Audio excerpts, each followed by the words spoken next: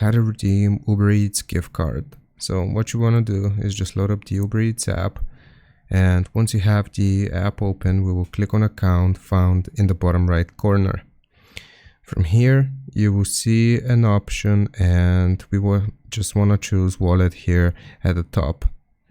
Once you have selected wallet, you will then go into add a payment method. Now you may get the option gift card here where it says Uber Cash, but for me it's gonna be under payment method, so add payment method, and you can see gift card right underneath EBT Snap. So just click on gift card, and it's going to ask for the PIN or the gift code. You type it out right here, click on add, and that's going to add your Uber Eats gift card. Now if you have a voucher, at the bottom you can see vouchers. They're given to you by different organizations. You can just click on add voucher code and type out the voucher code right there.